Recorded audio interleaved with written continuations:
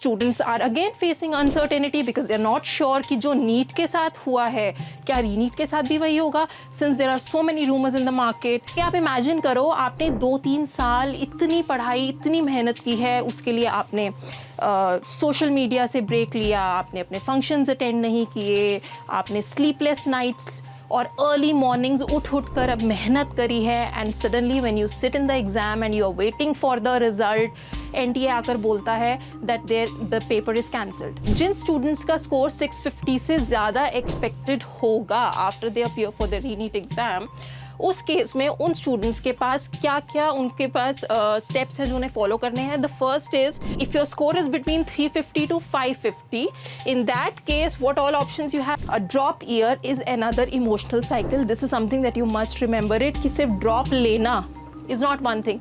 उस साल में जो आपको वो पूरी साइकिल फिर से गो थ्रू करनी पड़ेगी, चाहे वो मेहनत करने की हो, चाहे वो एग्जाम में बैठने की हो, एग्जाम की तैयारी की हो, या फिर इमोशनली हो। Hi everybody, I am Tanya Garg, director of My MBBS Guide, and I welcome you all to a very important session that I am going to share with you today. बहुत ज़रूरी है ये समझना कि रीनीट exam जो announce किया है NTA ने, वो स्टूडेंट्स को कैसे पैनिक कर रहा है, and how students need to be helped right now, ताकि वो अपनी जर्नी को ईजिली समझ पाएँ, ईजिली कार्व आउट कर पाएँ और अपने मेडिकल करियर को अच्छा अपने एक डेस्टिनेशन तक पहुंचा पाए, जिसके लिए मैं आज आपके साथ यहाँ पर आई हूँ, and I am going to share with you the entire and the complete road map after ReNEET 2026. Yes, the students that are really panicked with a very important question in their mind, what to do after रीनीट 2026. ये सबके mind में question चल रहा है। क्यों? क्योंकि आप imagine करो, आपने 2-3 साल इतनी पढ़ाई, इतनी मेहनत की है, उसके लिए आपने सोशल मीडिया से ब्रेक लिया, आपने अपने फंक्शंस अटेंड नहीं किए, आपने स्लीपलेस नाइट्स और अर्ली मॉर्निंग्स उठ कर अब मेहनत करी है, and suddenly when you sit in the exam and you are waiting for the result, NTA आकर बोलता है that the paper is cancelled and now it is going to be ReNEET 2026. Yes, इस क्वेश्चन ने, इस announcement ने students में इतनी panic situation create कर दी है that students are finding out somebody for help, for support, for motivation and for guidance, जिसके लिए आज मैं आपके पास यहाँ पर आई हूँ। सो आज का हम ये सेशन एक पीपीटी के थ्रू समझेंगे, and we'll try to understand कि रीनीट के बाद आप क्या कर सकते हैं। So coming to this first slide here, we all know that NEET has been cancelled and re-NEET is scheduled on 21st of June. Yes, ज़्यादा टाइम नहीं बचा, सब re-NEET के लिए पढ़ाई कर रहे हैं, but at the same time they're also finding out sources, finding out help जो उनको re-NEET के बाद एक प्रॉपर गाइडेंस दे पाए। काउंसलिंग डिले हो सकती है, एंड ऑफ कोर्स हुई है और होगी। एडमिशन टाइमलाइंस शिफ्ट हो गई हैं, जहाँ पे इस टाइम तक स्टूडेंट्स अपने कॉलेज डिसाइड करते, काउंसलिंग के लिए तैयारी करते, वहीं अब स्टूडेंट्स को फिर से एग्ज़ाम के लिए पढ़ना पड़ रहा है और वेट करना पड़ेगा फिर से रिजल्ट्स के लिए एंड काउंसलिंग के लिए, जिसके लिए सारी टाइमलाइन इंडिया में शिफ्ट हो गई है। And then students are again facing uncertainty because they are not sure कि जो नीट के साथ हुआ है क्या रीनीट के साथ भी वही होगा, since there are so many rumours in the market कि पेपर शायद फिर से लीक हो सकता है। So nobody has any surety और एश्योरेंस कि उनका फ्यूचर में what lies ahead, right? So what questions that every student is facing right now, let's just first try to understand that. सबसे पहले तो स्टूडेंट्स को ये समझ नहीं आ रहा कि what is going to happen after re-NEET. What is going to happen after re-NEET? Will counseling get delayed? क्या काउंसलिंग डिले हो जाएगी? क्या हमें इंडिया के लिए वेट करना चाहिए? हमें वहाँ पे काउंसलिंग अटेंड करके फिर कोई डिसीजन लेना चाहिए, या फिर हमें एमबीबीएस अब्रॉड को साथ साथ एक्सप्लोर करना चाहिए?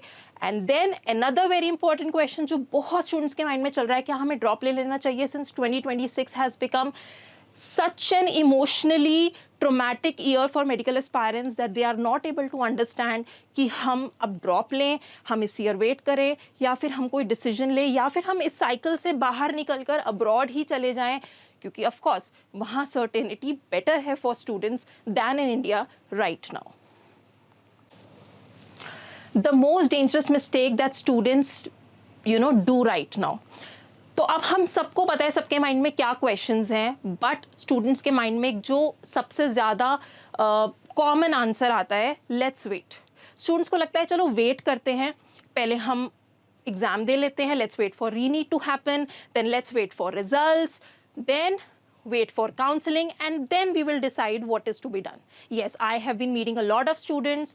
बहुत students हमें call कर रहे हैं counseling के लिए, but then they only want to explore, but they don't want to take a decision right now. They just want to wait for the time to, for the time कि रीनीट होगा, result आएगा, counselling होगी, अगर seat मिली well and good, नहीं मिली तो हम आगे सोचेंगे. But trust me, do you think is it the right decision to take? Why? Because timelines जो हैं वो इंडिया में तो शिफ्ट हुई हैं, but at the same time abroad में timelines are still fixed, right? Counselling India में delay हुई है, बट बाहर जो अपॉर्चुनिटीज़ हैं वो अभी भी उतनी ही हैं और उसी टाइम और उसी स्केड्यूल से आने वाली हैं और चल रही हैं जैसे पहले चल रही थी. So what you should do right now, you should right now focus on parallel planning. I am not saying कि आप रीनीट के प्रिपेयर मत करो, आप एग्ज़ाम में मत बैठो और आप अदर ऑप्शंस सोचो. आई एम सेइंग कि आप पैरेलल प्लानिंग करो. एंड व्हेन आई से पैरेलल प्लानिंग, दैट मीन्स कि आप रीनीट के लिए प्रिपेयर करें and then build backup plans right ahead. Understand the counseling process, research India versus abroad, and keep your documents ready. So these are a few pointers that are really going to help students, क्योंकि अभी आपके पास जो रीनीट तक का time है, आप already prepared हैं, well versed हैं विद योर कोर्स, आपको सिर्फ रिविजन करनी है. So that is not going to be a lot of time consuming for you. Then what you should do and how you should utilize that time, what you can do is you can understand the counseling process in India first of all, कि India में कैसे होगी, जो मैं अभी आपको next slides में थोड़ा सा आइडिया ज़रूर दूंगी. I will give you a brief on that also. Then आपको इंडिया वर्सेस अब्रॉड में कंपैरिजन करना स्टार्ट कर देना चाहिए, whether it's about the universities, it's about the fee structure, and you should start planning about it, that अगर आपको option be abroad रखना है, then what all options do you have. And then at the same time you should also start preparing your documents, whether for India or in abroad. Okay, now reality of MBBS in India. Let's first understand that कि India में MBBS की क्या reality है. So we all know India में number of students जो NEET के लिए बैठते हैं, that is a huge number. So we, और उसके according जो seats हैं, that is very limited. So around 22 plus lakh students have appeared for NEET right now. रीनीट में भी बैठेंगे, but only 1 lakh seats are there for the MBBS aspirants. तो उस case में कंपटीशन अभी भी चेंज नहीं हुआ है, राइट? सिर्फ पेपर डिले हुआ है, बट जो प्रपोर्शन है seat versus number of students का, that is still same. Competition is still going to be high in India. Government seats अभी भी लिमिटेड हैं. काउंसलिंग अभी भी काउंसलिंग इनफैक्ट अब तो कंप्रेस हो ही जाएगी. क्यों? क्योंकि स्टूडेंट्स में इतना पैनिक होगा, टाइम होगा नहीं, और काउंसलिंग की विंडो भी बहुत कम हो जाएगी, जिसकी वजह से students might take their decisions in panic. तो उस चीज़ को अवॉइड करने के लिए I am here to discuss with you how you can plan according to your expected score, क्योंकि उसके लिए भी मेंटली प्रिपेयर होना is very important for all of you.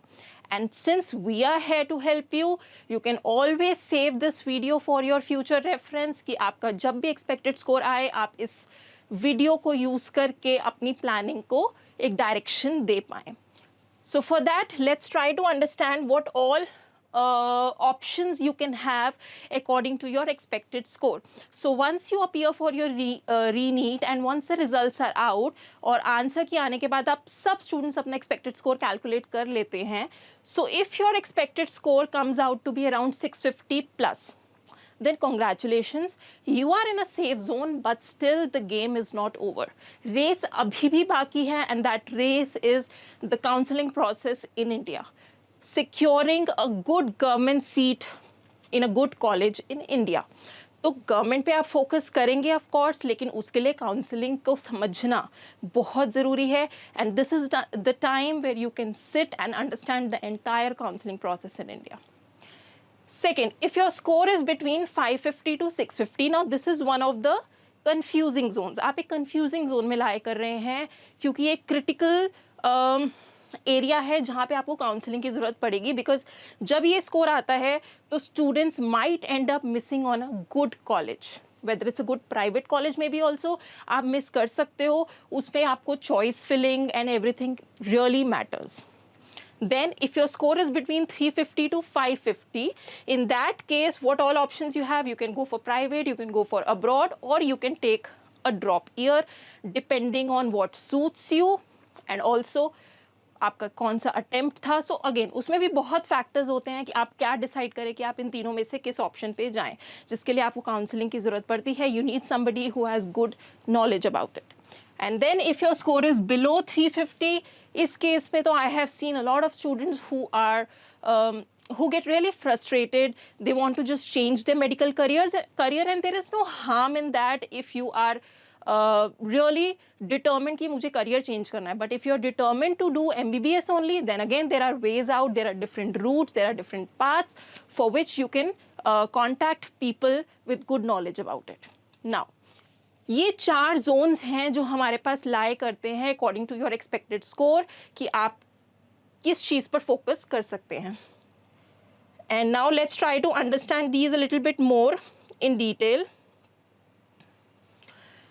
For 650 plus score students, now जिन students का score 650 से ज़्यादा expected होगा after they appear for the ReNEET exam, उस केस में उन स्टूडेंट्स के पास क्या क्या उनके पास स्टेप्स हैं जो उन्हें फॉलो करने हैं. The first is that they must go for AIQ counselling. उसके लिए उनके ऑल इंडिया कोटा काउंसलिंग, जिसमें आपके पास जितने भी इंडिया में गवर्नमेंट कॉलेजेस हैं आप उनके लिए टारगेट कर सकते हैं अकॉर्डिंग टू योर स्कोर. आप उसमें अपनी सीट सिक्योर कर सकते हैं with the help of counsellors of course. Then you can also try to understand the state quota strategy कि आपको स्टेट वाइज आपके कॉलेज में, आप जिस स्टेट से बिलोंग कर रहे हैं वो उस स्टेट में आपके पास कौन से गुड कॉलेजेस हैं जो आप टारगेट कर सकते हैं, जिनके लिए आप सीट अवेल कर सकते हैं. सो इसमें चॉइस फिलिंग बहुत मैटर करती है गाइज. अगर आपका 650 से ज़्यादा स्कोर है और आपने चॉइस फिलिंग सोच समझकर नहीं की है तो you might again I will say end up missing on a good college. And then you must keep your documents ready. तो ये 4 चीज़ें हैं जो आपको, जिनके ऊपर आपको फोकस करना है if you are a student who is expecting 650 plus score in your NEET. Coming to the next, 550 to 650 score zone. Now, if you're a student who is expecting 550 to 650 score zone, so I would say this is a really critical zone. This is a zone where you really need to clear all your confusion in your mind, क्योंकि यहाँ पर आकर बच्चों को बहुत confusion होती है, क्योंकि गवर्नमेंट चांसेस तो होते हैं बट बहुत ज़्यादा नहीं होते हैं. ऑफ कोर्स क्योंकि 650 से ज़्यादा स्कोर के बच्चों के इतना there is such an intense competition as I told you कि कितने नंबर ऑफ स्टूडेंट्स बैठ रहे हैं और कितनी ही सीट्स हैं, तो वो सब फिल हो जाती हैं एंड देन गवर्नमेंट चांसेस थोड़े से ब्लीक हो जाते हैं. उसके अलावा फिर आपके पास सेमी गवर्नमेंट के ऑप्शंस बचते हैं. अगेन आपके पास अगर नॉलेज नहीं है, आपने प्रॉपर्ली एक्सप्लोर नहीं कर रखा कॉलेजेस को, तो again you might end up missing on a college. And then of course you have private colleges. So if you see, there is a very important note for you. Do not let social media become your counselor. This is what I was trying to say कि आप सोचो ChatGPT, social media, Google ये खोल के हम counselling कर लेंगे, देख लेंगे, हम कॉलेजेस शॉर्टलिस्ट कर लेंगे, हम फिल कर देंगे. But there might be chances कि आपको सारे फैक्ट्स नहीं पता चल पाए, आप लेटर ऑन जाके रिग्रेट करें कि हमने ये कॉलेज मिस कर दिया.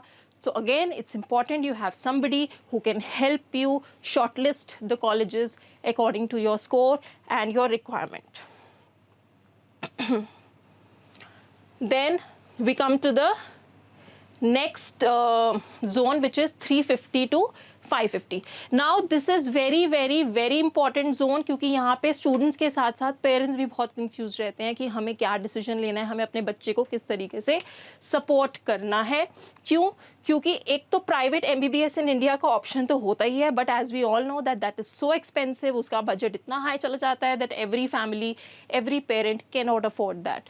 उसके अलावा स्टूडेंट्स के पास फिर ऑप्शन आता है कि हम MBBS अब्रॉड के लिए जाएं, तो पेरेंट्स को वहाँ पे कन्विंस करना पड़ता है. Parents are not fully convinced because they are not aware about the reality of MBBS in abroad, so they are always occupied with the myths.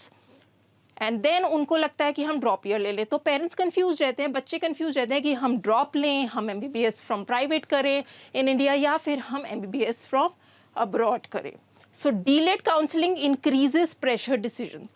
तो ऐसे में क्या होता है, अगर आप कंफ्यूजन में रहेंगे, आपने पहले एक्सप्लोर नहीं किया होगा, तो एट द एंड जब रिजल्ट आएगा आपको पैनिक में आकर डिसीजन लेना पड़ेगा. बिकॉज हो सकता है कि आपके हाथ से सीट निकल रही हो, तो उस केस में बच्चे को लगे कि मैं यहाँ पे फॉर्म भर देता हूँ, मैं यहाँ पे सीट ले लेता हूँ, लेकिन बाद में उसको रियलाइज़ हो कि इससे बेटर तो शायद MBBS अब्रॉड था, या ड्रॉप लेने से बेटर तो MBBS फ्रॉम अब्रॉड में कर लेता.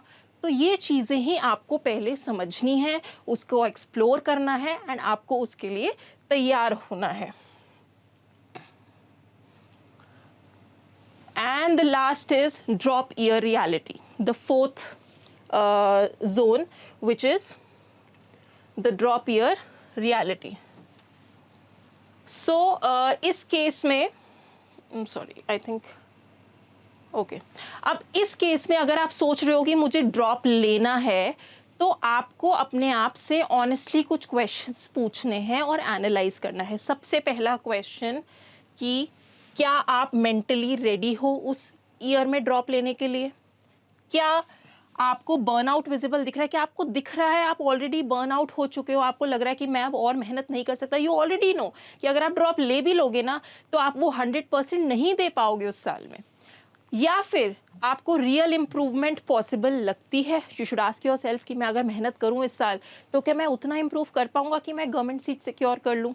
Do you have that scope? Or do you think is another year really worth it? So I will tell you, trust me, if you ask these 4 questions to yourself honestly, और अगर आपको उन बातों का जवाब आप खुद से मांगते हैं और आपको मिलता है, तो आप डिसाइड कर पाएंगे कि क्या आपको सच में वो साल देना चाहिए, क्या आपको फिर से वो एक अटेम्प्ट एग्ज़ाम के लिए करना चाहिए. सो a drop year is another emotional cycle. This is something that you must remember it, कि सिर्फ ड्रॉप लेना इज़ नॉट वन थिंग. उस साल में जो आपको वो पूरी साइकिल फिर से गो थ्रू करनी पड़ेगी, चाहे वो मेहनत करने की हो, चाहे वो एग्ज़ाम में बैठने की हो, एग्ज़ाम की तैयारी की हो, या फिर इमोशनली हो. अगेन दो sleepless nights, those early morning revisions, missing out on functions, missing out on family events, ये सब चीज़ें आपको फिर से रिपीट करनी पड़ेंगी. So if you think you are ready for it, then you should go for a drop year. But अगर आपको लगता है कि ये चीज़ें are not your cup of tea again, then it's the time to take another decision. Then it's the time to find out another route. तो अब हम बात करते हैं उस another route की, that different route that I'm talking to you all about, which is MBBS abroad. Yes, let's talk about MBBS abroad in 2026. अब मैंने आपको जैसे बोला कि इंडिया में जो टाइमलाइंस हैं वो शिफ्ट हुई हैं, वो डिले हुआ है, सारा प्रोसेस डिले हो गया because of the ReNEET exam. But abroad में universities are still following their schedule. They are still following their fixed timelines जो वो हमेशा follow करते हैं. So if I talk about abroad universities में applications जानी शुरू हो चुकी हैं बच्चों की, वहाँ पे उन्होंने applications लेनी स्टार्ट कर दी हैं. इनफैक्ट सीट्स भी फिल होनी शुरू हो चुकी हैं. हॉस्टल अलॉटमेंट्स होने स्टार्ट हो गए हैं. Seat confirmations have already started in many universities as I told you. But वहाँ तो ये प्रोसेस चल रहा है. इंडिया में अगर मैं टाइमलाइन की बात करूँ, तो इंडिया में जून में आपका 21 जून को, as we all know that ReNEET is scheduled to happen. जून में एग्ज़ाम होने के बाद जुलाई और स्टार्टिंग ऑफ अगस्त में आपका रिज़ल्ट आएगा, जिसकी वजह से काउंसलिंग शुरू होते होते सितंबर शुरू हो जाएगा. बट अगर मैं आपको अब्रॉड की बताऊं, तो सितंबर में ऑलरेडी इनटेक्स होने शुरू हो जाएंगे, स्टूडेंट्स का डिपार्चर होना शुरू हो जाएगा, स्टूडेंट्स बाहर जाने लगेंगे, जिसकी वजह से you might miss out on something on some good university in abroad अगर आप सोचो कि हम काउंसलिंग के बाद अपना डिसीजन लेंगे. So please remember this, that MBBS abroad timelines will not wait for you. तो आपको जो डिसीजन लेना है वो आपको अभी लेना है. इनफैक्ट अगर डिसीजन नहीं, तो एटलीस्ट आपको एक्सप्लोर करना शुरू कर देना चाहिए, आपको काउंसलिंग्स लेनी शुरू कर देनी चाहिए. Right. So coming to the next, अब अगर आप MBBS अब्रॉड के लिए सोच रहे हैं तो उसके लिए कुछ चेकलिस्ट है जो मैं आपके साथ शेयर करूंगी कि आपको कुछ पॉइंटर्स अपने माइंड में रखने हैं when you are thinking of a particular university और a particular country to go for. And what are those? Remember, आपको वो यूनिवर्सिटी चूज़ करनी है जो NMC गाइडलाइंस फॉलो करती है, जिसमें FMGL रेगुलेशंस हैं, clinical exposure is good, internship structure और internship pattern is very much good and valid according to India also. Safety parameters का ध्यान रखना है, इंडियन फूड अवेलेबिलिटी के बारे में आपको देखना है, एंड आपको हिडन एक्सपेंसेस के बारे में भी एक्सप्लोर कर लेना चाहिए so that later on when you take the admission when you are in the process of studying over there आपको बाद में कोई प्रॉब्लम ना आए. Now hidden expenses students ignore, जो मैंने भी आपको लास्ट पॉइंटर बताया कि आपको हिडन एक्सपेंसेस के बारे में भी एक्सप्लोर कर लेना चाहिए. Now what all comes under that, उस हिडन कॉस्ट के अम्ब्रेला में if I talk about, so what all pointers do we have? Visa extension, insurance, hostel expenses, mess, travel and medical checkups. Yes, खाने की, if you are travelling to parents during your course duration, your medical checkups, hostel के क्या expenses हो सकते हैं, वहाँ पे insurance का क्या procedure है, क्या expenses है, और आपको वीज़ा extend कराने के लिए क्या cost देनी पड़ सकती है. तो ये सब चीज़ों को आपको calculate करके रखना है so that again आपके पास फीस के अपार्ट आपका पूरा एक्सपेंडिचर की नॉलेज हो कि what all expenditure is going to be there for you and your family. Now, remember guys, one exam doesn't define your future. अब having talked about everything कि आप रीनीट के बाद क्या कर सकते हो, आप अपने expected scores के according आप क्या क्या चीज़ एक्सप्लोर कर सकते हो, and if you are thinking of moving to abroad for MBBS, then what all pointers you need to keep in your mind before choosing a university and a country for yourself. Now it's very important कि ये सब चीज़ें side में रख के आप एक चीज़ अपने माइंड में क्लियर करके चलें कि ये एक सिर्फ एग्ज़ाम है. This is not your life, it is a part of your life, right? So it will not define your future, it will not define your worth. Yes, you must give your best, but at the end of the day, it is you who has to be happy and content with whatever results you get. So उसके लिए आपको ये ज़रूर ध्यान रखना है कि आपके पास राइट गाइडेंस होनी चाहिए, ताकि लेटर ऑन जाकर आप ये रिग्रेट ना करें कि शायद मेरे पास अगर एक अच्छी गाइडेंस होती, एक अच्छा काउंसलर होता तो मैं इसमें कुछ बेटर कर सकता था या मैं अपनी लाइफ को कुछ और क्रिएट कर सकता था. सेकेंड, आपके पास राइट स्ट्रैटेजी होनी चाहिए और आपको राइट डिसीजंस लेने हैं. आप सिर्फ इन चीज़ों पर फोकस कर सकते हैं. These are the things that are in your control, that are in your hand, apart from studying and working hard for your exam. Yes, once exam is over, उसके बाद आपके हाथ में सिर्फ ये 3 चीज़ें रह जाएंगी. If you are following these in a right direction, then nobody can stop you from taking a good decision for yourself. Remember, ये सब समझ रहे हैं इस बार, और हम भी समझते हैं that 2026 is the year of patience and adaptability. क्योंकि जितनी अनसर्टेनिटी इस ईयर ने आप सबको दिखाई है, हम सबको दिखाई है, उससे nobody is going to judge you because everybody knows कि इस साल बहुत सारे अप्स एंड डाउन्स आए हैं. बस आपको एक सही डायरेक्शन दिखाने वाला कोई चाहिए जो आपको हेल्प करेगा इन following your dream of wearing that white coat. So if you are confused after ReNEET 2026, apart from all the research that you have done for yourself, apart from all the support from your parents and family and your teachers, then we are here to help. So if you are genuinely confused and you are really exploring for some guidance over MBBS in India and abroad, you want somebody who can help you with the counseling, you want somebody जो आपको career planning में help कर सके, आपको direction दे सके, आपको information दे सके about the budget that you have for planning your MBBS, about the universities, about good colleges, whether in India or in abroad, then you can contact my MBBS guide or you can comment roadmap here. Our team will get in touch with you to help you take the next step in the right direction. Yes, you have to be a smarter student, और यही मेरा suggestion है to all the medical aspirants out there.